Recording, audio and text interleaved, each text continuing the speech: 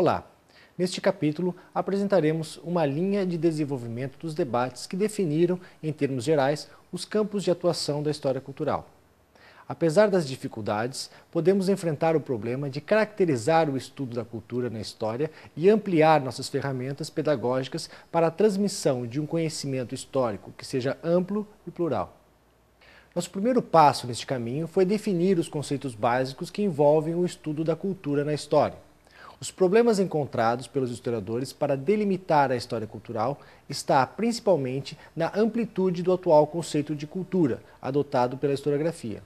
Contudo, para traçar linhas gerais dos estudos que englobam a história cultural, se torna necessário observar a historicidade dos conceitos adotados por ela, como cultura, tradição e popular. Sendo a história a disciplina que estuda o processo, interessa-nos mais procurar identificar os caminhos que nos levam a determinadas concepções atuais do que sejam cultura e história cultural.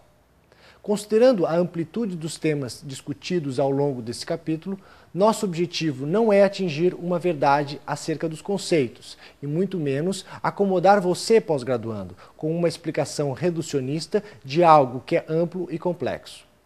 Na esteira desse raciocínio, procuramos apresentar análise de diferentes autores, considerando o tempo, o espaço em que construíram suas teorias, possibilitando uma reflexão sobre as transformações pelas quais passou e tem passado o conceito de cultura, sem, no entanto, esgotar suas possibilidades de abordagem.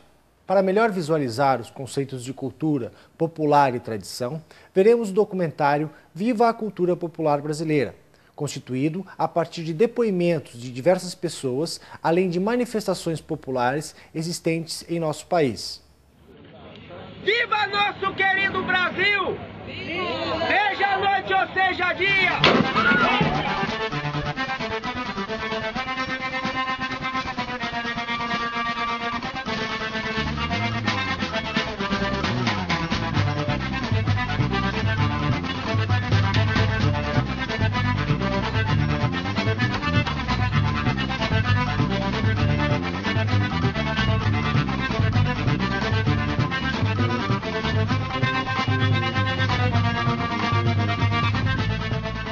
Cultura popular são tradições, né? São memórias coletivas que aos poucos vão sendo passadas ou não. Às vezes surge uma flor dentro de um pântano, né?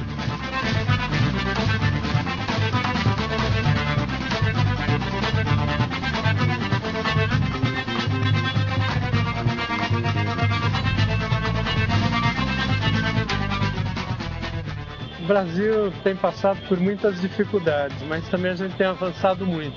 E o principal sinal de avanço desse país, ele tem brotado do povo mais pobre, das comunidades organizadas, dos quilombos, das favelas, dos bairros de periferia.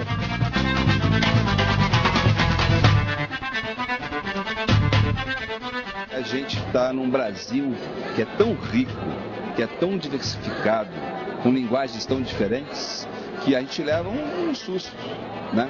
A primeira impressão que a gente tem é que a gente não conhece o nosso país.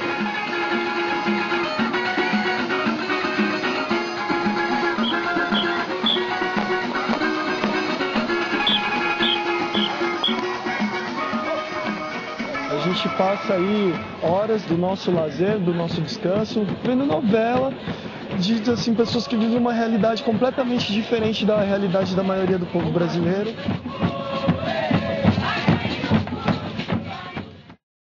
Cultura popular são tradições, memórias coletivas que aos poucos vão sendo passadas ou não.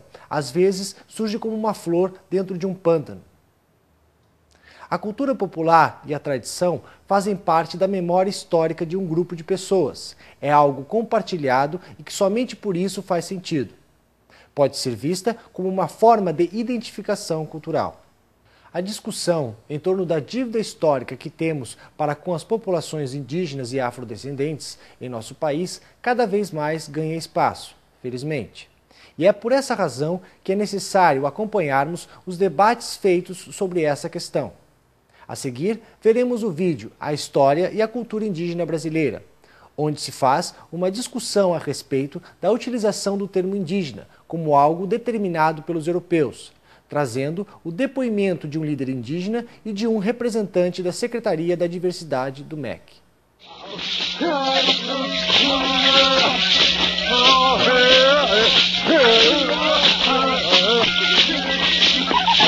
Índio não existe. Existem os caiapó, os tucano, os chavante, os axaninca, os caxinauá, os yanauá, os guarani. Ou seja, índio é uma generalidade que nós, não índios, constituímos.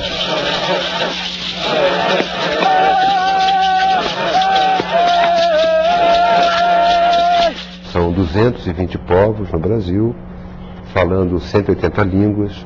Algumas dessas línguas, muitas delas, têm 200 falantes, o que é um risco imenso para a sobrevivência da língua. E nós estamos preocupados com isso, né?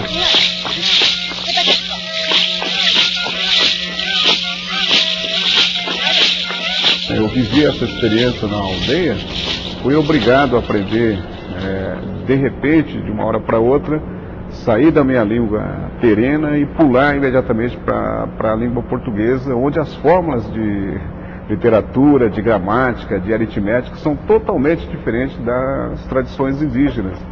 E o pior, se não desse conta na escola de responder essas questões, sem qualquer instrumento de preparação prévio, né, era reprovado na escola. Hoje, nós estamos melhor instrumentalizados, né? Já temos na aldeia a escola bilíngue, bicultural, né? E os nossos jovens enfrentam um outro desafio, que é chegar na universidade, no 3º grau, né? Ou no 2º grau, e esquecer a sua origem, as suas tradições. O vídeo nos instiga a pensar sobre a inserção das populações indígenas no sistema de ensino e a adoção das cotas para o ensino superior. O que você acha disso?